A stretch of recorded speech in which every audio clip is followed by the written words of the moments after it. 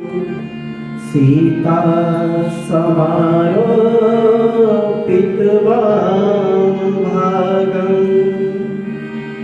पाणौ महासायक चारुचापं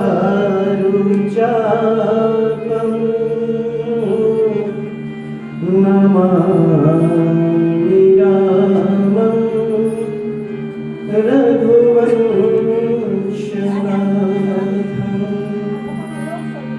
लोकाभिरामं रणरङ्गधीरं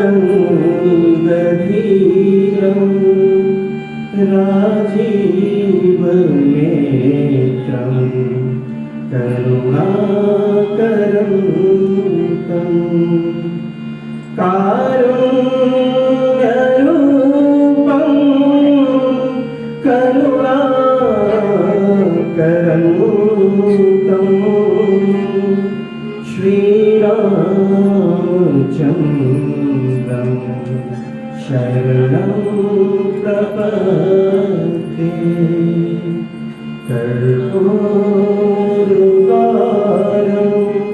करुणावतारं संसारसारं भुजगेन्द्रहारं सदा वसन्तं हृदयारविन्दे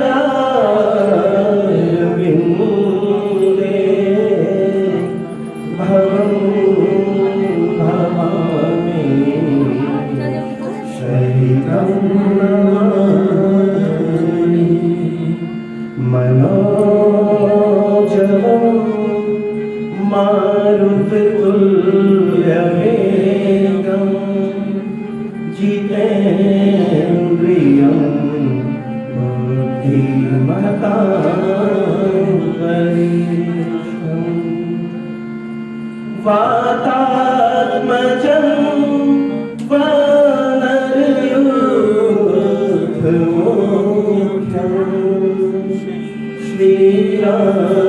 श्रीरामदूतं शरणं प्रपद्ये। श्री राम मैं सब जग जानी करहु प्रणाम जोरी जुग पानी।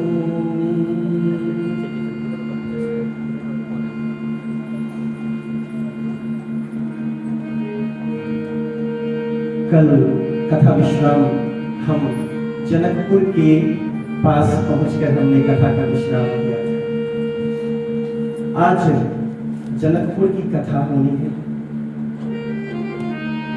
आज के दैनिक कथा यजमान है श्रीमती विशाखा चौधरी जी सपरिवार।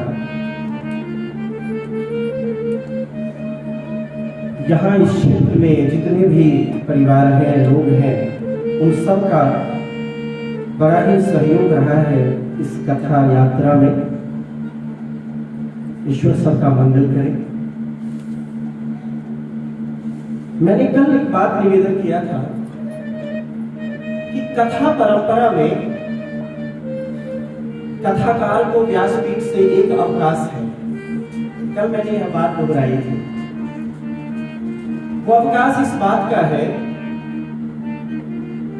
कि वर्तमान समसामयिक समस्याओं के समाधान के लिए कथा में परिवर्तन परिवर्धन कर सकते हैं। शर्त एक है कि ऋषियों ने जो कथा हमें दिया उसके मूल भाव में कोई बदलाव न हो। मैंने यही पंक्ति दोहराई थी। कथा परंपरा हमारे देश में, हमारी सनातन संस्कृति में लंबी रही है और समय समय पर संतों ने, ऋषियों ने, कथावाचकों ने उस समय के जो वर्तमान चुनौतियां थी समाज की, मानव जीवन की,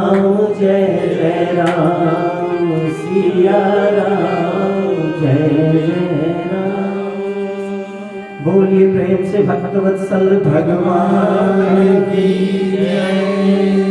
हनुमान जी महाराज की जय। चले राम लक्ष्मण मुनि संगा, गए जहाँ जग पावनी गंगा। चले राम लक्ष्मण मुनि संगा, गए जहाँ जग पावनी गंगा। गाही सुनो सब कथा सुनाई, जेहि प्रकार सुर सरी महराई। गाही सुनो सब कथा सुनाई, जेहि प्रकार सुर सरी महराई।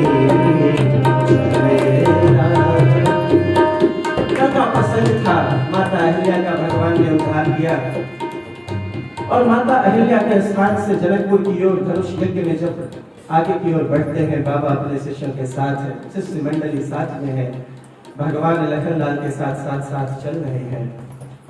भगवान को थोड़े समय के लिए ग्लानि सा महसूस हुआ। कुछ भी हो, माता अहिल्या स्त्री थी और ऐसी मान्यता है कि प्रभु का चरण पड़ा था उनके ऊपर। प्रभु के मन में क्षोभ है कि मैंने क्या उचित किया क्या। अहिल्या मैया थी, हमारे बीच अहिल्या स्थान और जनकपुर से भाई है। तो अहिल्या मैया थी और उनके ऊपर प्रभु के चरण पड़े थे। प्रभु विक्षोभ में है, शोक में है। गुरुदेव भाप लेते हैं।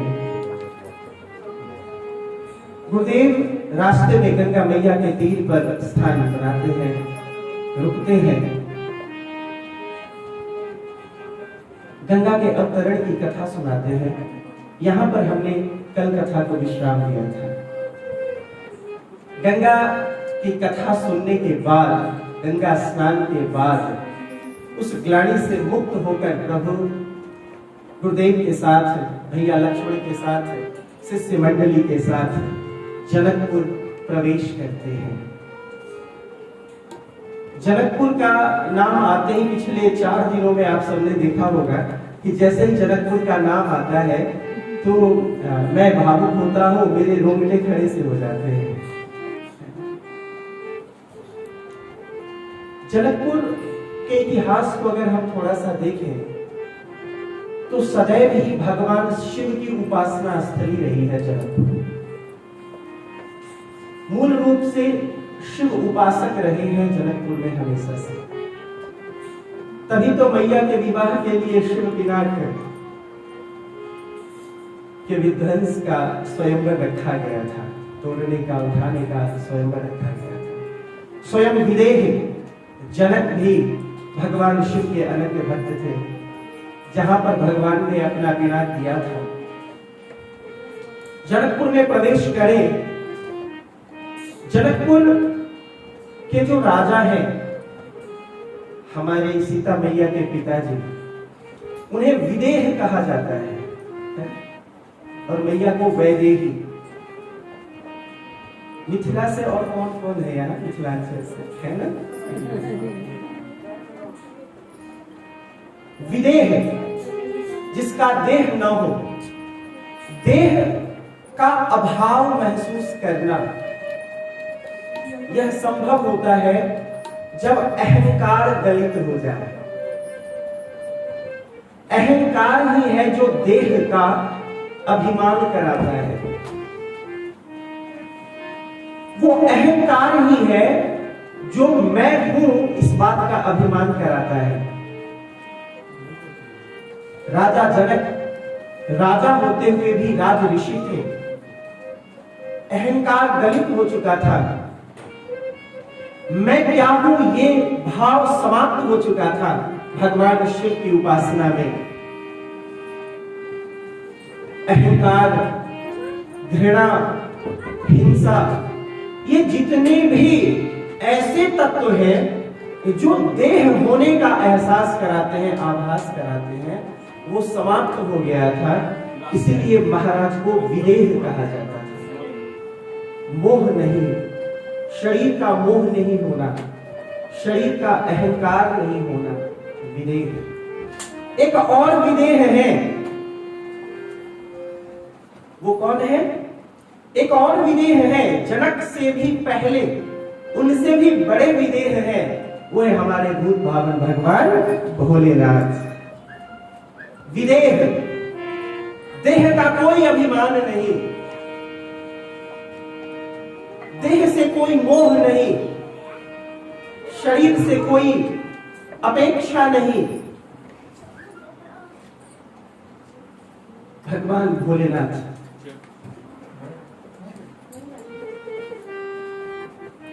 आज भगवान शिव के भक्त की नगरी में हम प्रवेश कर रहे हैं, जनकपुर में प्रवेश कर रहे हैं। आइए पहले एक बार भगवान भोलेनाथ को मनाते हैं, फिर जनकपुर प्रवेश करेंगे। सदा शिव सर्व वरदाता,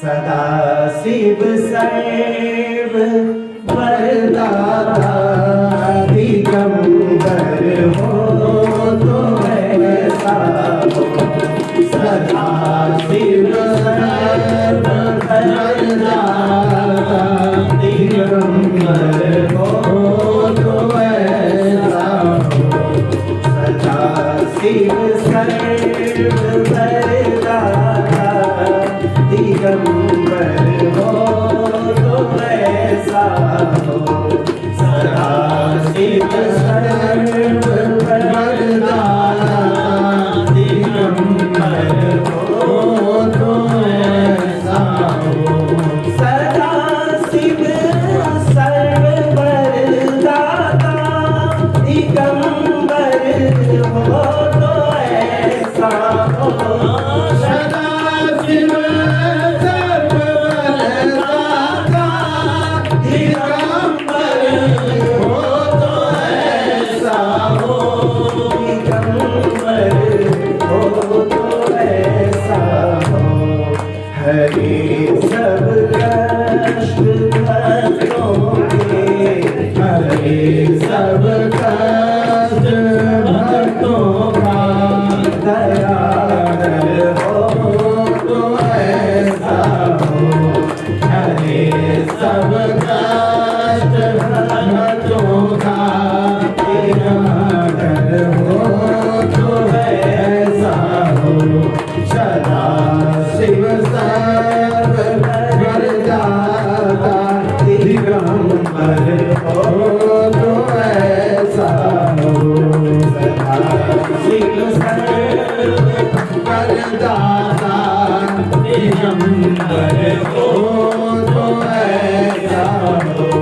शिखर कैलाश के ऊपर कल्पतरुओं की छाया में, शिखर कैलाश के ऊपर कल्पतरुओं की छाया में, कल्पतरुओं की छाया में, रमेश संग गिरिजा के, संग गिरिजा के, रमणधर हो तो ऐसा, संग गिरिजा के, रमागर हो तो ऐसा हो, शाबाश सर्व वरदाता, दिगंबर हो तो ऐसा हो, शीश पर गंगा की धारा सुहाए, भाल पर लो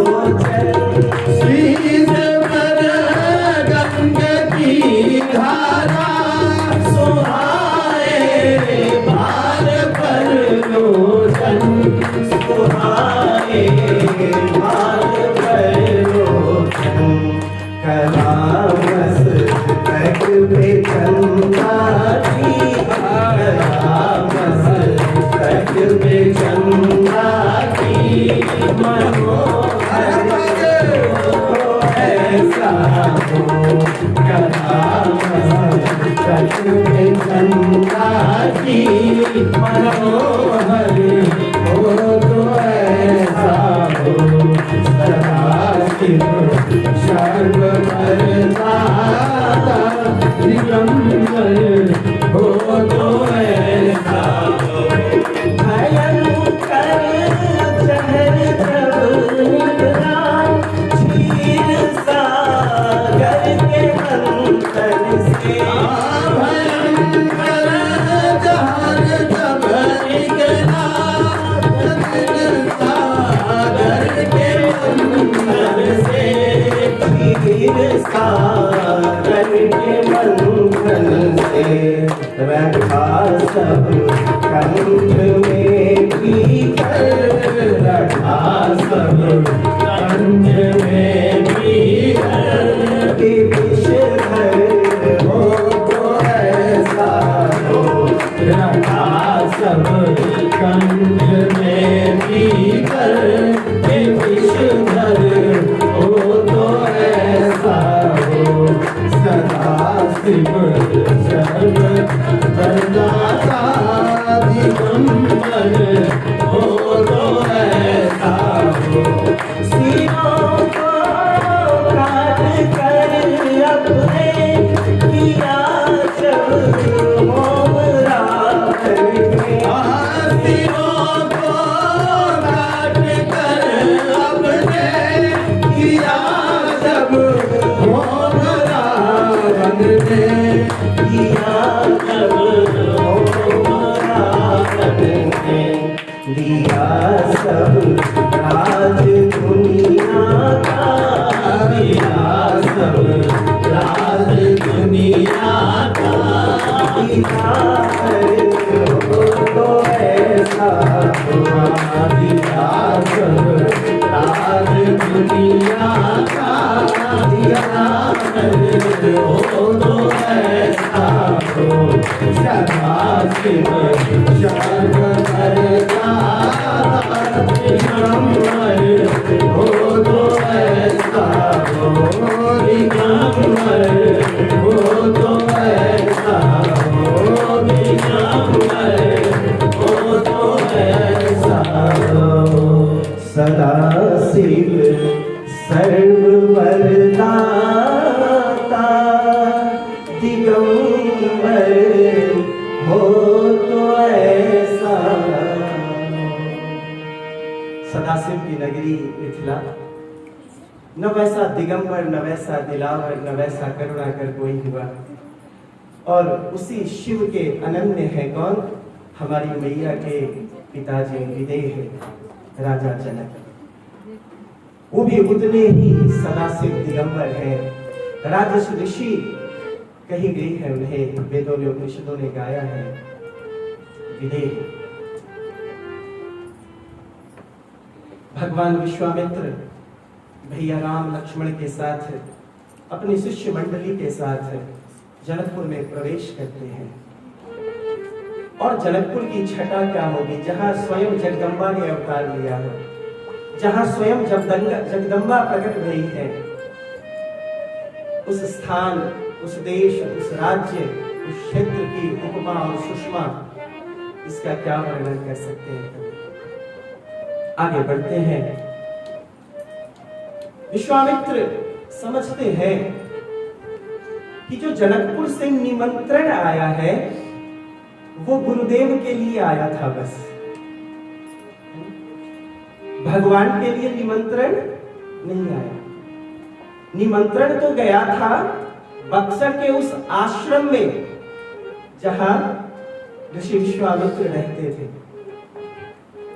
राजा यज्ञ कर रहे हैं तो जो जगत पूज्य ऋषि हैं, संत हैं, उन्हें निमंत्रण दिया गया था कि आप आइए इस स्वयंवर में। भगवान विश्वामित्र तो अपने साथ राम और लक्ष्मण को स्वतः लेकर गए थे। निमंत्रित कौन थे? भगवान विश्वामित्र थे। अपने शिष्य मंडली के साथ जाते तो सीधा महाराज जनक के दरबार में पहुंचते, लेकिन केवल अपने शिष्य मंडली के साथ वो नहीं गए थे, साथ में एक और महान साम्राज्य के 2 राजकुमार भी थे। शिष्टाचार कहता है कि प्रभु को लेकर सीधा दरबार में पहुंचा न जाए, और इसीलिए जनकपुर नगर से बाहर ही एक सुंदर बाग में उन्होंने अपना डेरा डाला। जब जगत पूज्य संत कहीं जाते हैं तो उनके साथ साथ उनका यश, उनकी कीर्ति साथ साथ चलती जाती है।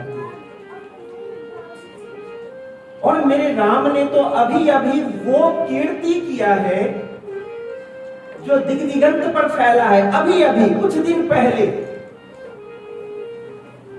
एक नई मर्यादा की स्थापना करके वो जनकपुर पहुंचे हैं। किस मर्यादा की स्थापना की थी? अभी अभी उन्होंने अहिल्या मैया का उद्धार किया था। स्त्री समाज में हर युग में और हर रूप में पूज्य है, ये मर्यादा स्थापित की थी प्रभु ने। जब समाज के सभी पुरुष ने, सभी वर्ग ने समाज से बहिष्कृत किया किसी स्त्री को, तो प्रभु ने नई मर्यादा स्थापित की। स्त्री हर युग में, हर काल में सम्मान के योग्य होती है। तो उनके साथ साथ उनकी कीर्ति भी जनकपुर में पहुंच चुकी है। और एक और विशेष बात इसलिए है, बैठते जाएंगे लोग, आप लोग, कि जो महाराज जनक के पुरोहित हैं शतानंद जी महाराज, माता अहिल्या उनकी मैया है, तो ऐसे भी जनकपुर में उनकी कीर्ति बहुत जल्दी पहुंची है। राजा के दूत पहले से तैयार थे। महाराज भगवान विश्वामित्र पधारे हैं, और साथ में वो 2, एक गोरा और एक सांवला सा लड़का भी है। दोनों ये 2 बालक से किशोर वय के वो भी आए हैं।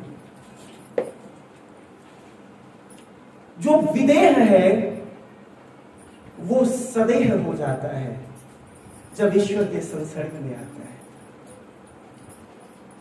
ईश्वर कृपा और ईश्वर अनुभूति समाधि के आनंद से भी उत्तम होता है। भगवान शिव की कथा में ये कही गई है, हमने गाई है इस बात पे।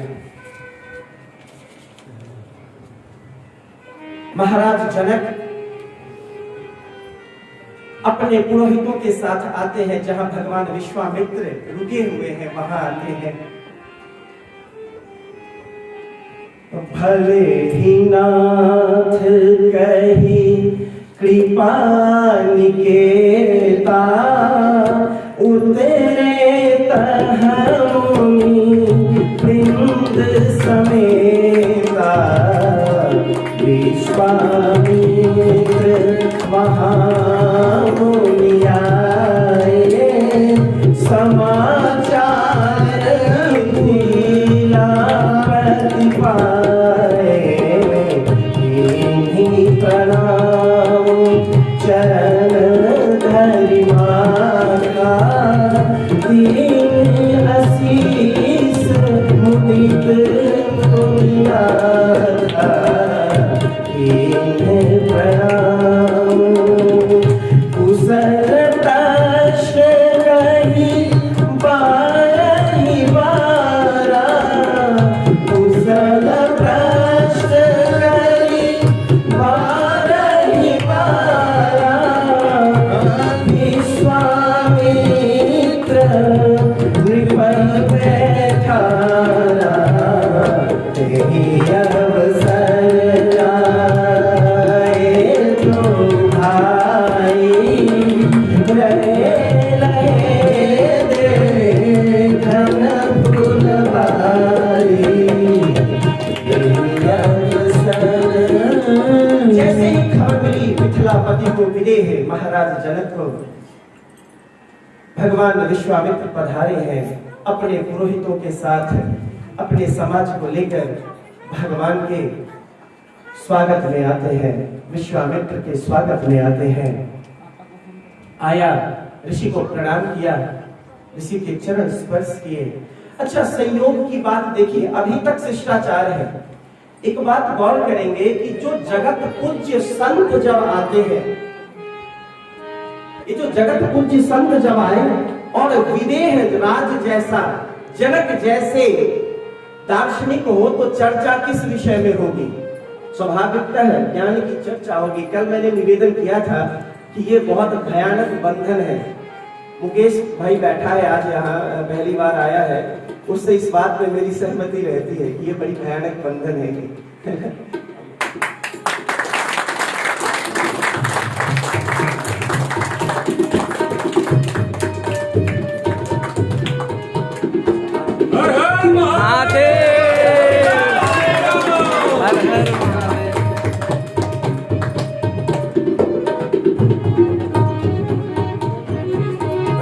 इसलिए है शायद कि आज शादी विवाह का प्रसंग है ना? और सीता हमारी बहन भी है, हमारी बेटी भी है, हमारी बुआ भी है, और क्योंकि जगदम्बा है तो मैया भी है, तो हमको वैसे भी बांधना ही था। अभिषेक भैया को भी बंधाया जाए।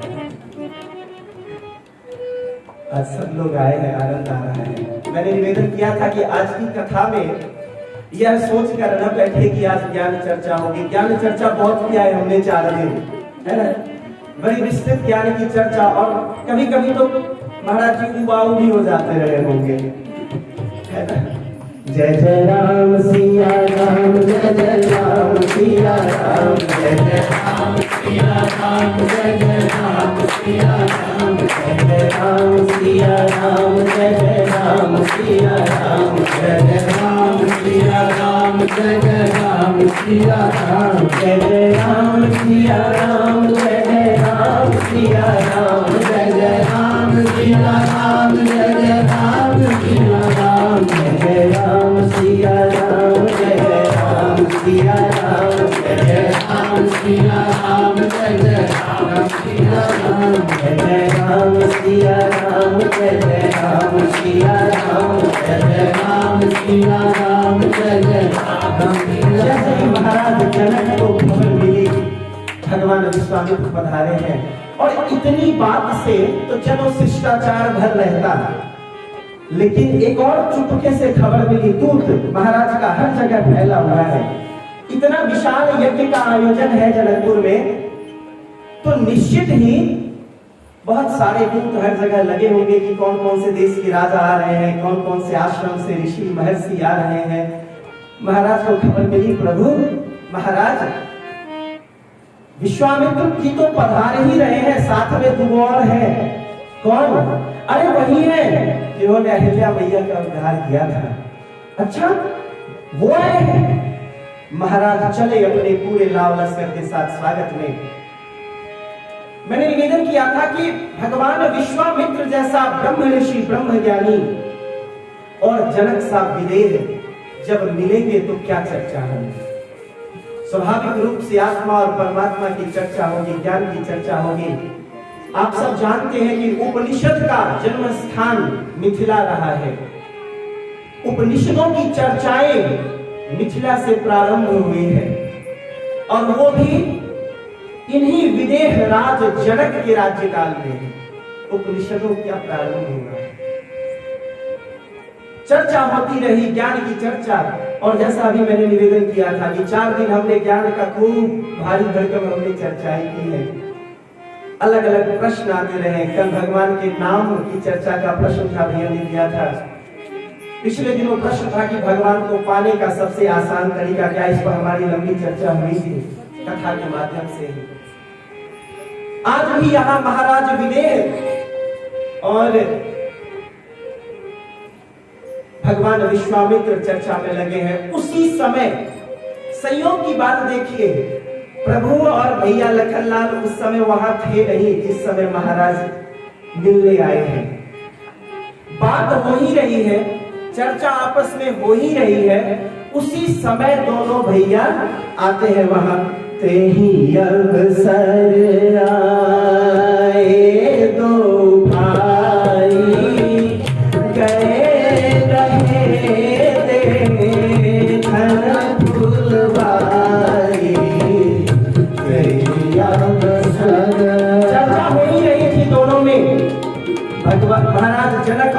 भगवान विश्वामित्र में चर्चा हो रही थी, उसी समय दोनों भाई आते हैं। और जैसे ही दोनों भाई आते हैं, कैसे हैं महाराज जनक पहली बार दोनों भाई को देख रहे हैं। श्याम कारणी पैसे किशोरा लोचन सुखद विश्वजित चोरा।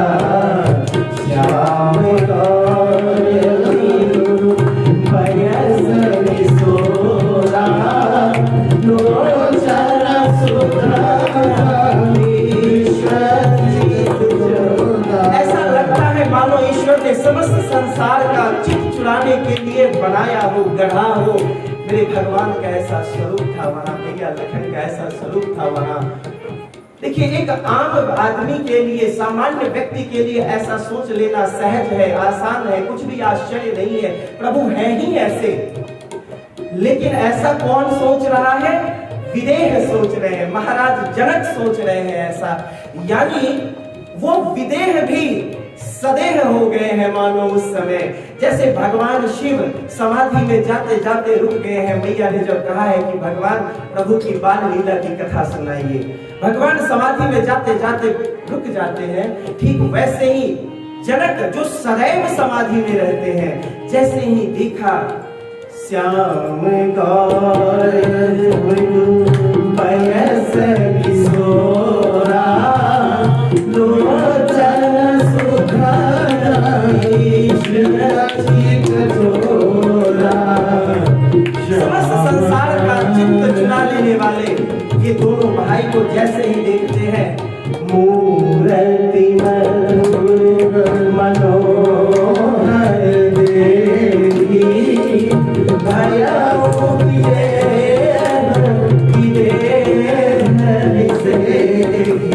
ये मैं नहीं कहता, व्यासपीठ नहीं कहता, बाबा तुलसीदास जी लिखते हैं कि मूर्ति मधुर मनोहर देखी भयउ विदेहु विसेही।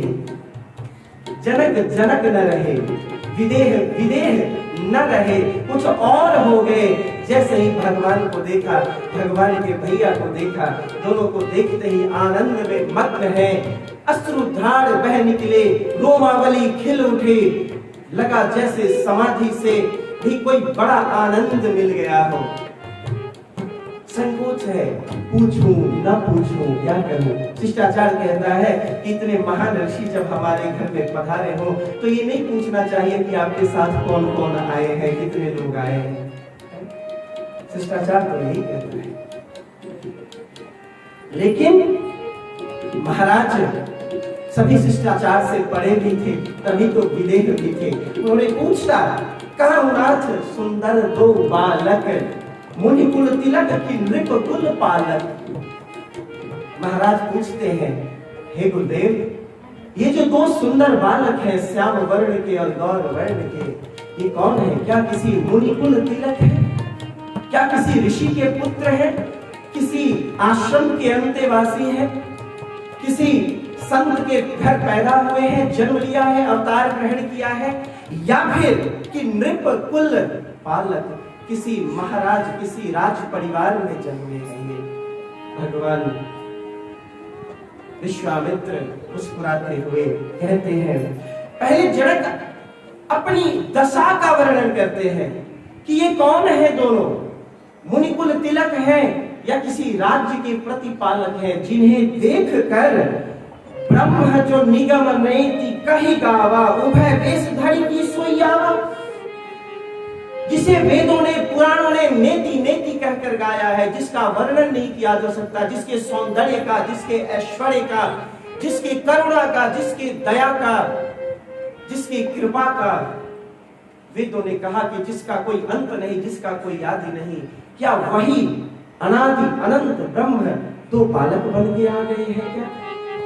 कि मुझ जैसा विदेह भी सदैव होना चाहता है, मुझ जैसा विदेह भी जिसका मोह कब का छूट चुका है, उसे भी मोह हो रहा है।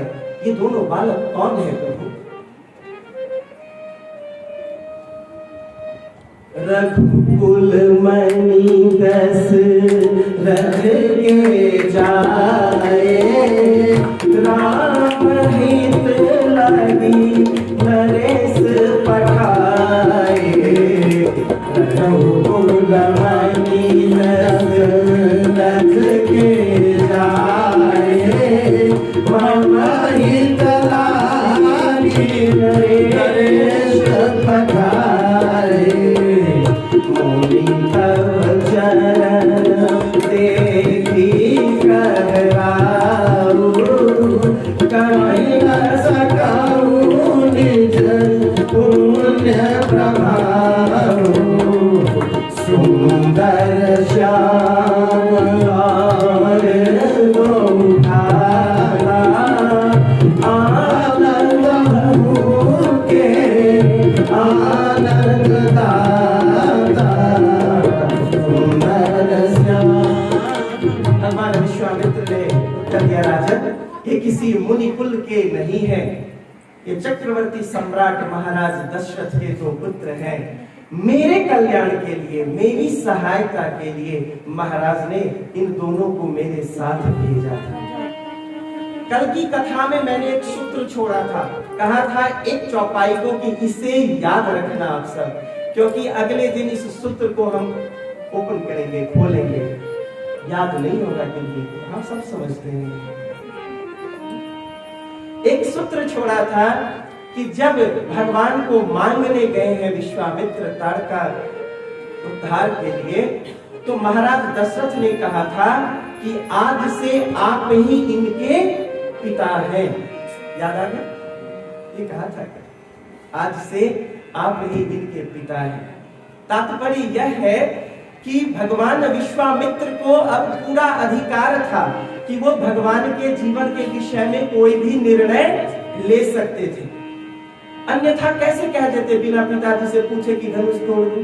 कह सकते थे क्या? इतने बड़े ऋषि ऐसे शिष्टाचार का उल्लंघन कैसे करते?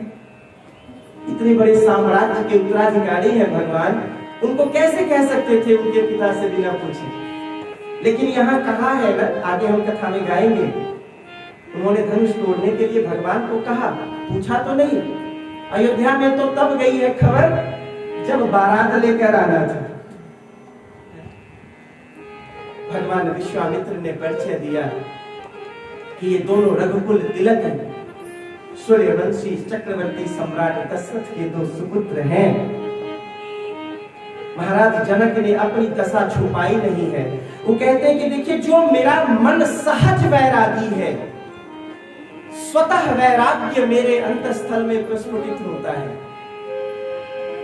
जो सदैव वैराग्य में रहता है, इन्हें देखकर वह भी रागी होना चाहता है। मैंने प्रत्येक दिन की कथा में राग से वैराग्य की यात्रा का वर्णन किया है। जो व्यक्ति रागी नहीं हो सकता वो वैरागी नहीं हो सकता। मैंने उदाहरण दिया था, शिव से बड़ा वैरागी कोई है क्या संसार में? है क्या? जोर से बोलिए। शिव से बड़ा वैरागी है क्या कोई? लेकिन शिव से बड़ा प्रेमी है क्या कोई संसार में?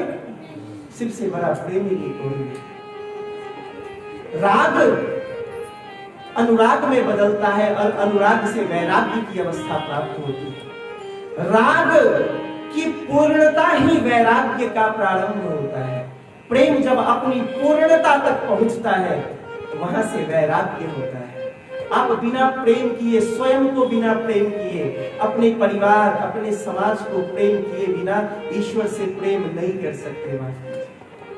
झूठ है ये अवधारणा जो कहता है कि मैं स्वयं से प्रेम नहीं करता, अपने परिवार से प्रेम नहीं करता, अपने मित्रों से, अपने संबंधियों से, अपने समाज से प्रेम नहीं करता और मैं ईश्वर से प्रेम करता हूं। झूठा है ये। मैं नहीं कहता, शास्त्र कहते हैं, संत कहते हैं, ऋषि कहते हैं। व्यक्ति पहले स्वयं से प्रेम करता है, फिर वो प्रेम विस्तृत होता हुआ, कण-कण में फैलता हुआ ईश्वर प्रेम में परिणत होता है। महाराज जनक कहते हैं, जो सहज वैरागी है मन मेरा, आज रागी होना चाहता है। पुनः मैं फिर से प्रेम करने लगा हूं, शायद इन दोनों बच्चों को, इन दोनों बालकों को। इन्हीं बिलोकत अति अनुरागा, परबस ब्रह्म सुख ही मन त्यागा। इन्हें देखकर ऐसा अनुराग हृदय में उमड़ रहा है कि मानो इसके सामने ब्रह्म सुख भी फीका है और उसे त्याग दो। ईश्वर का दर्शन ऐसा होता है। ईश्वर का दर्शन जब ठाकुर को होता था तो आंखें बहती थी। आंखें क्या, शरीर मन आत्मा सब बह उठता था। ईश्वर का दर्शन इतना आनंददायी होता है, ईश्वर का दर्शन इतना सुखदायी होता है कि समस्त समाधि का आनंद भी उसके सामने तुच्छ प्रतीत होता है। महाराज जनक ब्रह्मानंद के ज्ञानी थे, भोगी थे ब्रह्मानंद के, लेकिन उन्हें देखकर ऐसा अनुराग बना। सहज विराग रूप मनु मोरा, थकित होत जिमी चंद चकोरा। ये सहज वैरागी है मन मेरा। इन दोनों को देखकर चकोर सा बन रहा है मन। हृदय उतार कर निकाल कर रख देने का मन होता है। माताओं को बैठने का स्थान दें।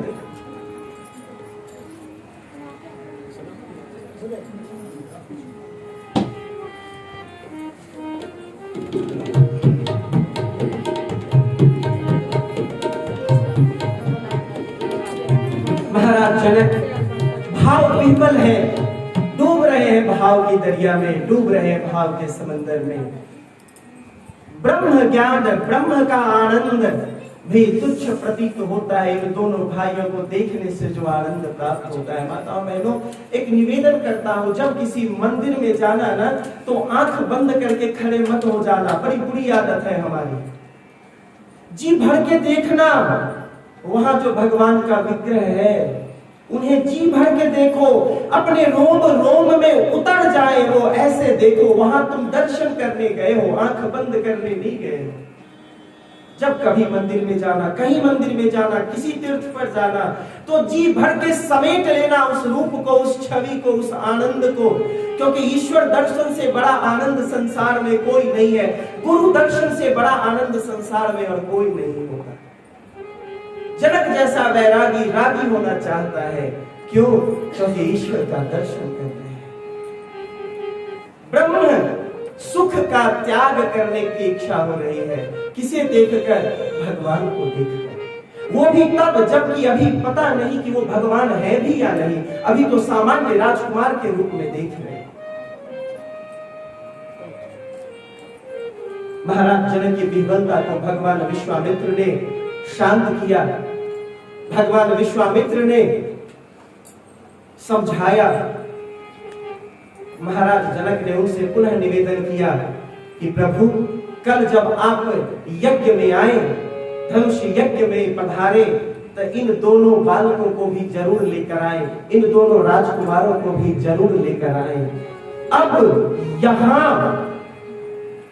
निमंत्रण दिया है भगवान राम और लक्ष्मण भैया को महाराज जनक ने, है ना? यहां निमंत्रण मिला है और वो भी डायरेक्ट निमंत्रण नहीं है।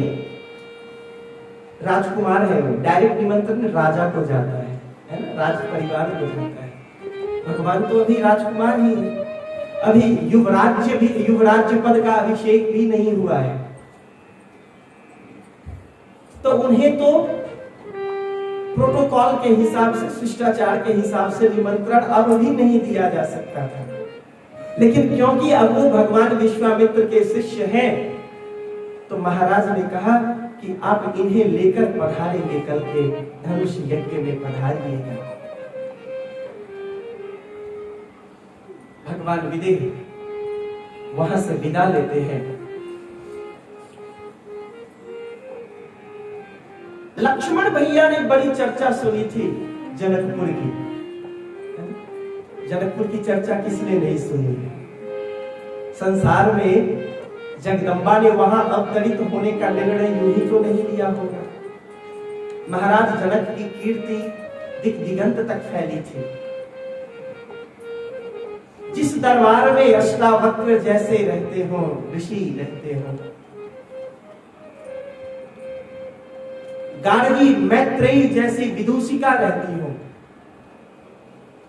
जहां संसार में न्याय दर्शन को प्रणीत करने वाले गौतम जैसे ऋषि रहते हैं, शतानंद जैसे पुरोहित रहते हो,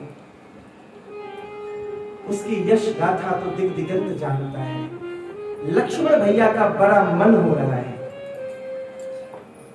चुपके से भैया को कहते हैं, भैया अगर आप कहो तो प्लानिंग करिए। क्या प्लानिंग करना है?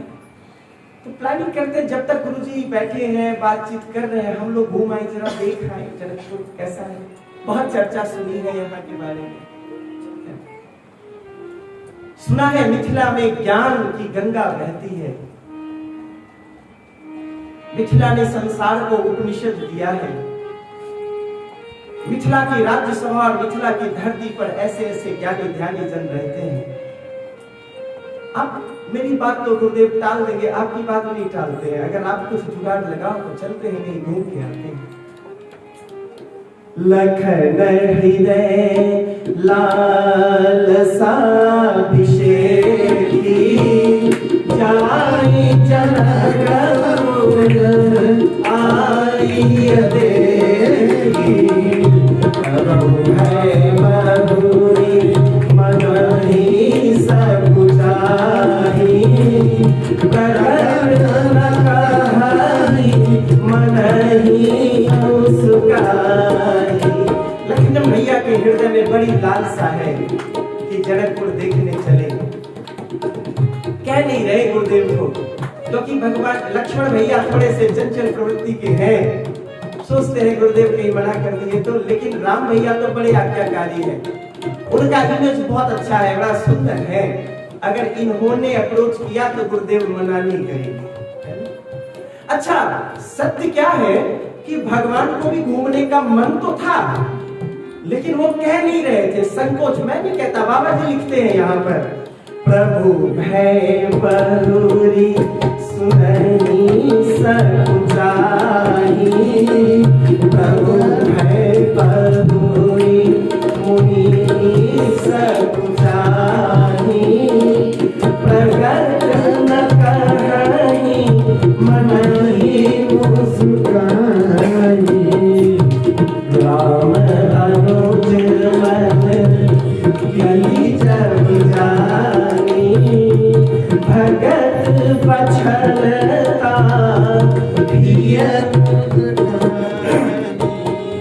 जैसे ही भैया के मन में क्या चल रहा है, ये जैसे ही भगवान ने देखा, महसूस कर लिया कि लक्ष्मण भैया कुछ सोच रहे हैं, बहुत विनीत भाव से गुरुदेव के पास जाते हैं। भगवान गुरुदेव, आपकी आज्ञा हो तो एक निवेदन करूं। निवेदन करना था गुरुदेव से। हे नाथ, अपना नाम नहीं कह रहे हैं, लक्ष्मण भैया नगर देखना चाहते हैं। अगर आपकी आज्ञा हो तो मैं नगर घुमा कर लाऊं।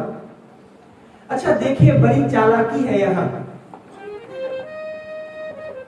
आप अगर कहीं जाते हैं घूमने किसी अनजाने शहर में,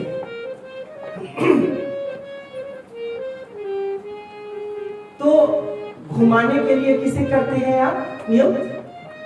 गाइड को, जो वहां के बारे में पहले से जानता है। यहाँ राम जी का है गाइड बन रहे हैं, वो थोड़े ना जानते हैं जनकपुर में कहा क्या है। वो जानते हैं क्या? उन्होंने क्यों कहा कि भैया को मैं घुमा कर लाता हूं?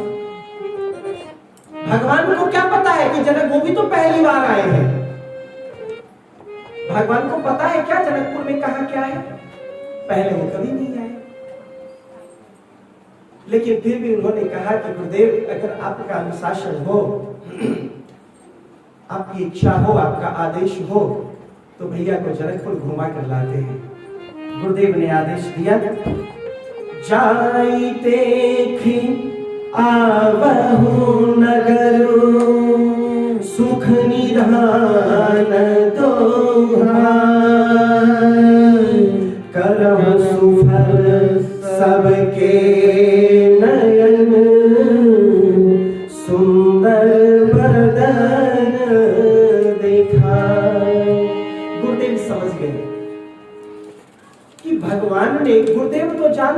राम कौन है। गुरुदेव को पता है कि भगवान कौन है, राम कौन है। वो समझ गए कि इन्हें दर्शन नहीं करना है जनकपुर, इन्हें नहीं घूमना है जनकपुर, इन्हें जनकपुर वासियों को अपना दर्शन देना है। और इसलिए उन्होंने कहा कि हाँ जाइए, जनकपुर जाकर जनकपुर वासियों को दर्शन देकर कृतार्थ कीजिए। और अब भगवान दोनों भैया जनकपुर भ्रमण पर निकलते हैं।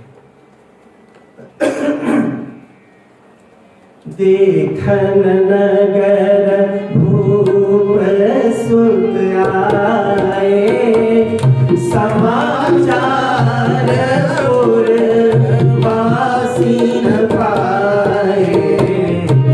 आए धाम काम सब त्यागी, मनहु रंग निधि लूटन। जैसे ही दोनों भैया वहां से निकलते हैं, जनकपुर में प्रवेश करने के लिए पूरे राज्य में हंगामा मच जाता है। सभी भागते, पूरे नगर में बात फैल जाती है। उस समय भी शायद कुछ वायरल होता होगा। थोड़ी देर में खबर वायरल हो गई, अरे सुना है तुमने, वो जो दोनों है ना, एक श्यामल और एक गोरे, दोनों नगर में घूमने निकले हैं। चलो चलो दर्शन। अच्छा वही जिन्होंने एक ही बार में तारका का संहार किया, हाँ वही। दूसरी सखी कहती है अच्छा वो आ रहे हैं जिन्होंने माता अहिल्या का उद्धार किया है, अरे वही आ रहे हैं। बच्चे सब खेल रहे होते हैं, भागते हुए घर में जाते हैं। भैया दरवाजा बंद करो, लॉक करो, भागो यहां से। भैया पूछती है क्यों, क्या हुआ? और क्या, अरे तुम्हें नहीं मालूम, अरे वो दोनों जादूगर आए हैं जिसे देखकर हमारे महाराज विदेह भी सदैव हो गए थे, गुम हो गए थे, खो गए थे, हिरा गए थे। ऐसे वो दो बालक, दो युवा आ रहे हैं, हमारे शहर में आ रहे हैं। निरखी सहज सुंदर दो भाई, होई सुखी लोचन फल पाई। सभी जहां जहां से गुजर रहे हैं, लोग पुष्प वर्षा कर रहे हैं उनके ऊपर। दोनों भाई चुपचाप चल रहे हैं। राम जी कहते हैं देखो लक्ष्मण इधर उधर मत देखना, चुपचाप नीचे देखकर चलो, ये शिष्टाचार नहीं है, आसपास नहीं देखना कहीं। सब तरफ महिलाएं खड़ी हैं देखने के लिए, और हम रघुवंशी ऐसे नहीं है, इसलिए इधर उधर मत देखना दाएं बाएं, एकदम चुपचाप सीधे चलते चलो, सीधे चलते चलो। संकोच में दोनों भाई साथ साथ चल रहे हैं। सभी सखियां देख रही हैं, कह रही हैं सखी देखो दोनों भैया सावल को, सखी देखो दोनों भैया सावल को, सखी देखो दोनों भैया सावर को, सखी देखो। ये सखियां मिथिला की है, इसलिए मैथिली में गा रही है। सावर को सखी देखो दोनों भैया सावर को, सखी देखो दोनों भैया सावर बोल, सखी देखो दोनों भैया सावर बोल। अब तक न देखनी हम, अब तक न देखनी हम, ऐसा सूरतिया सखी है, अब तक न देखनी हम, ऐसा सूरतिया सखी है। तूना मनवा नयनवा के जोर, सखी है देखो ना, मनवा नयनवा के जोर, सखी है देखो ना।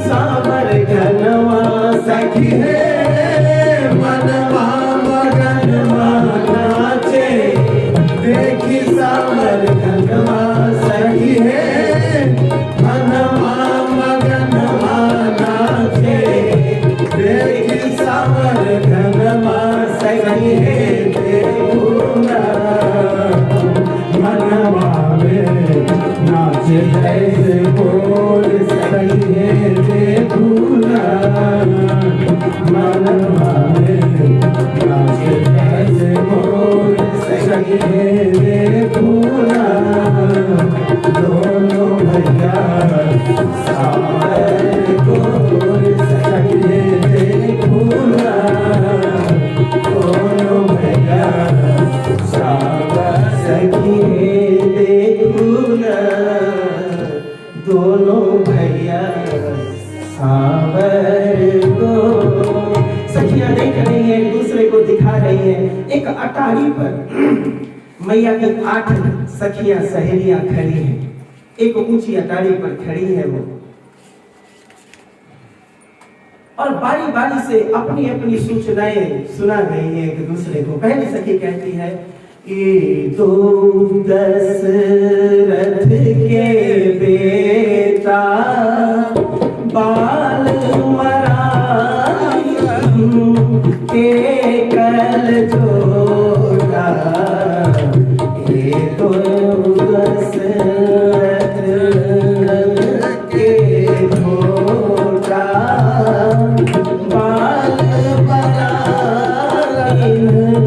के कल जोड़ा।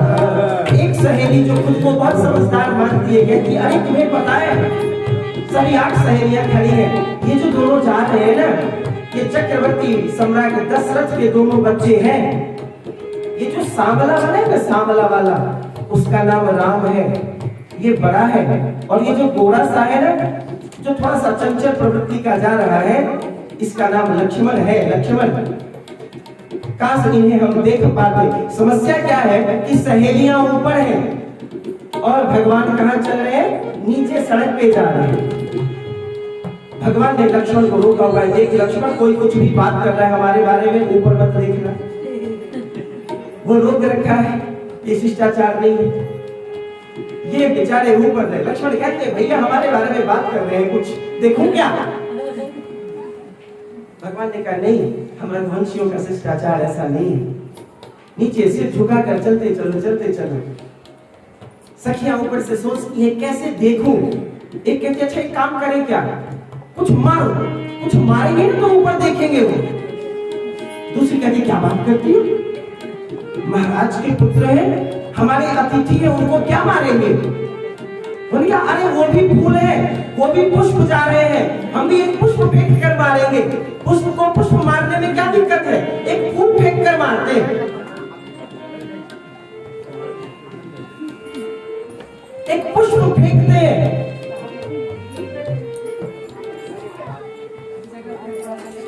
स्थान का अभाव हो गया।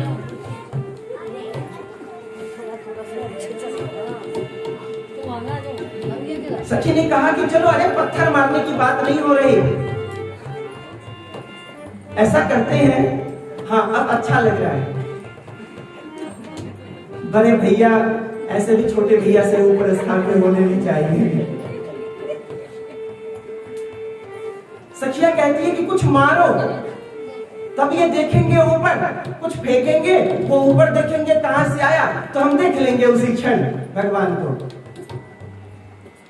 दूसरी कहती है कैसी बात कर रही हो तुम, इन्हें मारेंगे हम। बोला अरे वो भी पुष्प है, एक पुष्प से ही तो मारना है, पुष्प को पुष्प मारने में कैसी चोट लगेगी, चलो वो भी फूल जैसे, एक दूसरा फूल फेंक कर मारे क्या। दूसरी कहती नहीं, कुछ देर प्रतीक्षा करते, उनके बारे में बातें करते हैं, कहीं सुनकर देख ले, झांक ले। दूसरी सखी कहती है तुम्हें कुछ नहीं मालूम, तुम्हें तो केवल इतना पता है कि इनके पिता का नाम क्या है, हमारी खबर तो और भी बड़ी है, और पक्की खबर निकलवाई हूं मैं। अच्छा तुम्हारी क्या खबर है, तो कहते हैं कौसल्या सुत सो सुख खानी, नाम राम धनु सा लायक भाई गौर किशोर के सुपर गाछे कर सरचाप राम के पास। अरे वो जो है ना, देखो मेरी खबर बहुत पक्की है, तुम्हें तो ये पता है ना कि दशरथ जी के पुत्र है, हमें तो इनके मैया का भी नाम पता है, मैया अलग अलग है, पता है तुझे? सही आपस में बात कर रही है, पता है मैंने ऐसे ही तो क्या किया सभी जगह आनंद में है। और आज व्यासपीठ भी आनंद में है, क्योंकि हमारी बहन, हमारी बेटी, हमारी बुआ के विवाह की कथा। आज जब मैं गाने का रियाज कर रहा था घर पे, तो जैसे ही मैं कोई गीत का रियाज कर रहा था, तो रियाज करते करते मुझे रोना आ जाता था। तो मैं बड़ा चिंतित था कि मैं गाऊंगा कैसे इस गीत को। जैसे ही मैं कन्यादान पर कोई गीत ढूंढ रहा था, जैसे ही मैं सिंदूरदान पर कोई गीत ढूंढ रहा था, जैसे ही मैं गठबंधन पर गीत ढूंढ रहा था, तो मेरा गला भर जाता था। मैंने कहा अच्छा चलते हैं व्यासपीठ पर आकर के, तो हनुमान जी संभालते हैं, अपने को क्या करना है, तो जो वो भर देंगे वो हम गा देंगे, बजा देंगे। जय जय राम सिया राम, जय जय राम सिया राम, जय जय राम सिया राम, जय जय राम सिया राम, जय जय राम सिया राम, जय जय राम सिया राम, जय जय राम सिया राम, जय जय राम सिया राम, जय जय राम सिया राम, जय जय राम सिया राम, जय जय राम सिया राम, जय जय राम सिया राम। दूसरी सहेली कहती है कि तुम्हें कुछ नहीं पता अभी, समय के अनुशासन से आज माफी चाहूंगा। दूसरी सखी कहती है तुम्हें कुछ नहीं पता, मैं तो जानती हूं कि इनकी मैया का नाम क्या है। ये जो सामने वाले हैं ना, हम आगे गाएंगे, दुल्हा का रंग आसमानी, लली की रंग बादामी, ये गीत गाएंगे हम सुने। ये जो आसमानी रंग सा है ना, ये सांवला सा काला, ये राम है। इनकी मैया का नाम कौशल्या है।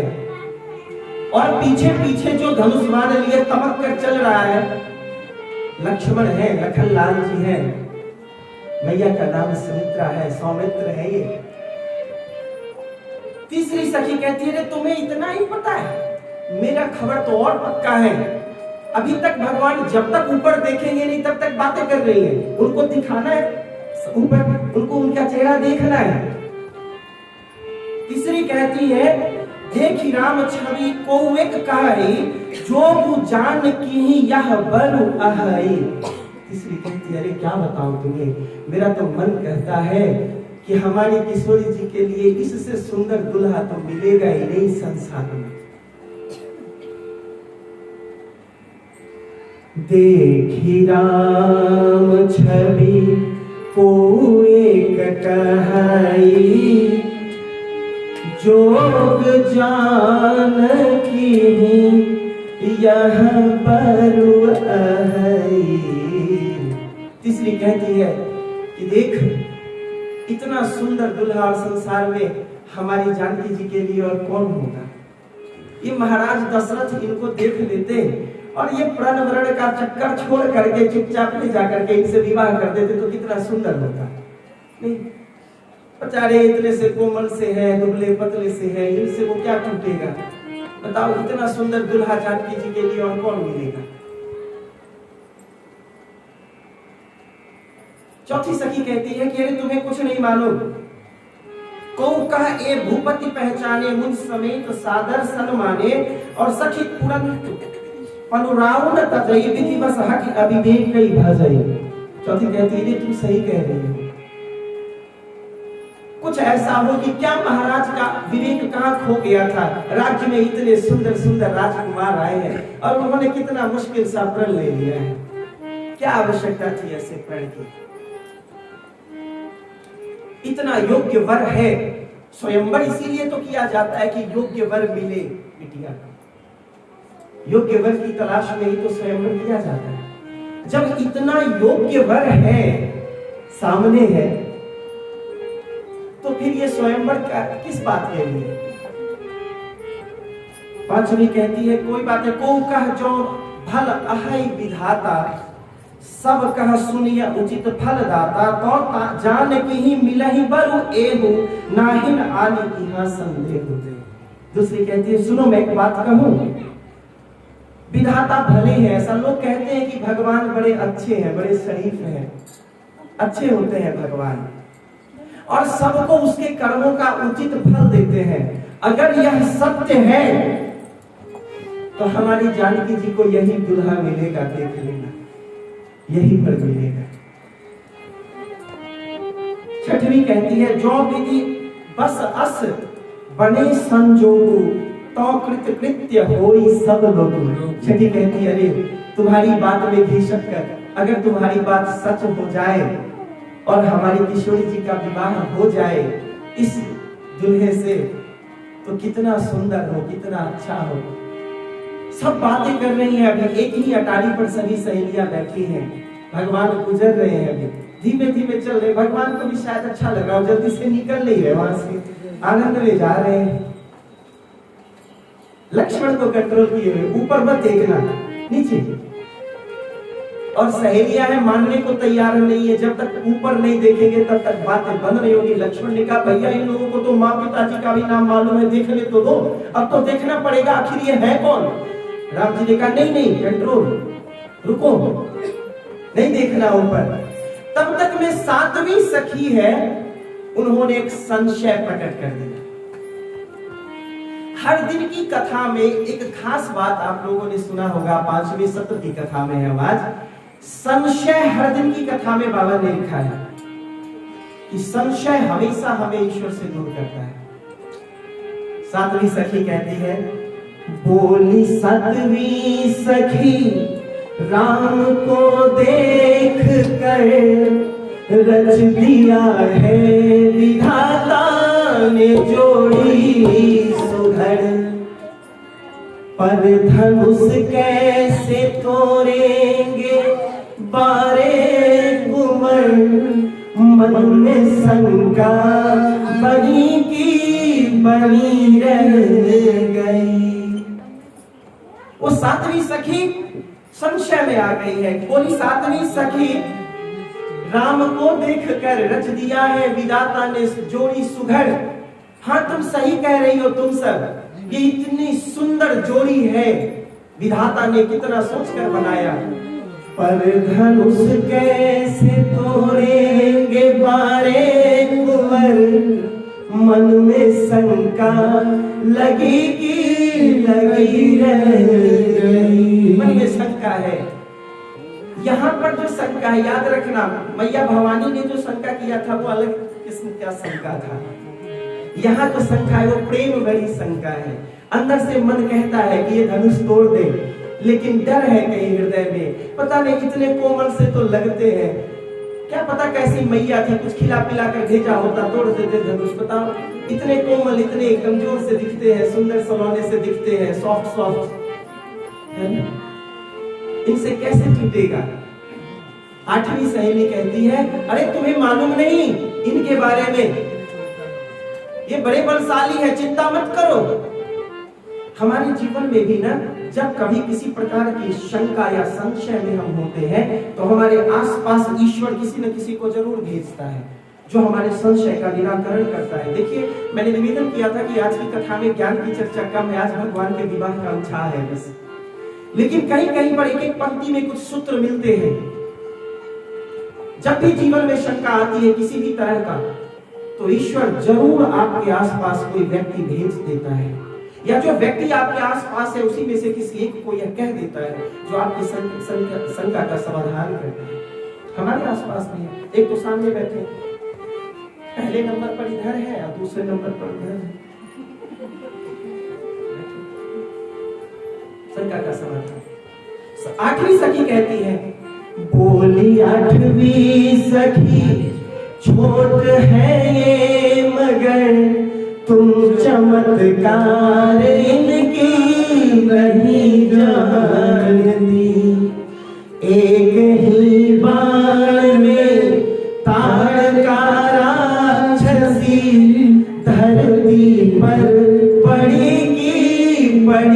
रह गई। अरे तुम चिंता मत करो, निश्चिंत रहो, ये दिखने में कोमल है, छोटे हैं, बड़े बलशाली है। एक ही बाण में ताड़का जैसी राक्षसी ऐसी गिरी की गिरी रह गई, उठी नहीं फिर। ये बड़े बलशाली हैं। 8वीं सखी ने जब कहा, तब तक लगा क्या कि भगवान और लक्ष्मण भैया जो जा रहे हैं, ऐसा लगा कि उस बड़े से महल के सामने से निकल जाएंगे। सहेलियों ने सोचा, अरे इन्होंने तो देखा नहीं ऊपर, अब तो हमारी बातें खत्म होगी, बातें करते भी रहे तो अब घर खत्म हो जाएगा, अब हम दूसरे छत पर कैसे जाएंगे छलांग लगा के, अब क्या करें? तो चलो वैसा करो, जो सोच रहे कर ही डालो, फूल फेंक कर मारो। और भगवान के ऊपर फूल की वर्षा शुरू हो गई। चारों ओर से जय जय श्री राम, जय श्री राम, जय राम, जय जय राम, जय जय श्री राम, जय राम, जय जय राम, बोलो जय राम, जय जय राम, जय राम, सिया राम, सिया राम, सिया राम, सिया राम, जय जय राम, बोलो राम, सिया राम, सिया राम, सिया राम, बोलो राम, सिया राम, सिया। जैसे ही पुष्प की वर्षा होती है प्रभु के ऊपर, प्रभु ऊपर उठकर देखते, प्रभु को भी समझ में आ गया, अब इस घर को हम क्रॉस कर जाएंगे, ये सब कब देख पाएंगी हमें। दोनों भैया ऊपर मुंह उठाकर देखते हैं, सखियां धन्य होती है और यह जान करके कि अब विलंब हुआ है, भैया के साथ प्रभु गुरु आश्रम जहां पर गुरुदेव ठहरे हुए हैं वहां पधारते हैं, वहां वापस आते हैं। वहां जाने से पहले भगवान ने क्या किया था कि वहां आसपास के जो दो बालक हैं उनको साथ लेकर के उन्होंने धनुष यज्ञ का निरीक्षण किया और वहां से वो गुरुदेव के पास पहुंचते हैं। शाम हो गया है, दोनों भैया गुरुदेव के चरण दबा रहे हैं, उनकी सेवा कर रहे हैं। मुनिवर शयन कीन्ही तब जाई, लगे चरण चापे दो भाई। मुनिवर शयन कीन्ही तब जाई, लगे चरण चापे दो भाई। जिनके चरण सरोरुह लागी, करत विविध जप जोग बिरागी।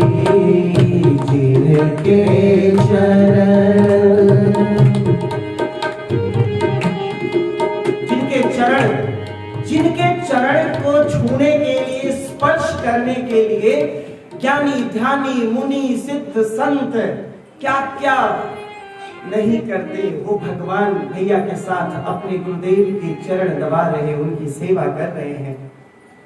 रात ज्यादा हो गई, गुरुदेव ने कहा, बार बार कहा कि अब तुम सब भी सो जाओ। बार बार मुनि आज्ञा दीन्ही, रघुबर जाई शयन तब कीन्ही। बार बार जब आज्ञा दी गुरुदेव ने, भगवान जाते हैं शयन करने। अब चापत चरण लखन उर लाए। जब गुरुदेव सो रहे हैं, दोनों भाई उनका पैर दबा रहे हैं। गुरुदेव ने जब आदेश दिया, भगवान जब शयन के लिए जा रहे हैं तो लक्ष्मण भैया उनका चरण दबा रहे हैं। जब राम ने बार बार कहा कि अब तुम भी जाओ, सो जाओ, लक्ष्मण भैया भी सो गए। अब बताइए, सबसे पहले